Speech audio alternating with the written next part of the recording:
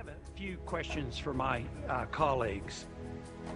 What if our foreign policy of the past century is deeply flawed and has not served our national security interests? What if we wake up one day and realize that the terrorist threat is a predictable consequence of our meddling in the affairs of others and has nothing to do with us being free and prosperous? What if propping up repressive regimes in the Middle East endangers both the United States and Israel? What if occupying countries like Iraq and Afghanistan and bombing Pakistan is directly related to the hatred directed toward us? What if someday it dawns on us that losing over 5,000 American military personnel in the Middle East since 9/11 is not a fair trade-off for the loss of nearly 3,000 American citizens, no matter how many Iraqi, Pakistani, and Afghan people are killed or displaced? What if we finally decide that torture, even if called enhanced interrogation technique, is self-destructive and produces no useful information, and that contracting it out to a third world nation is just as evil? What if it is finally realized that war and military spending is always destructive to the economy? What if all wartime spending is paid for through the deceitful and evil process of inflating and borrowing? What if we finally see that wartime conditions always undermine personal liberty?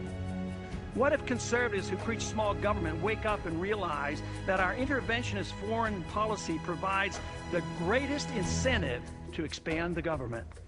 What if conservatives understood once again that their only logical position, military intervention and managing an empire throughout the world? What if the American people woke up and understood that the official reasons for going to war are almost always based on lies and promoted by war propaganda in order to serve special interests? What if we as a nation came to realize that the quest for empire eventually destroys all great nations? What if Obama has no intention of leaving Iraq? What if a military draft is being planned for the wars that will spread if our foreign policy is not changed?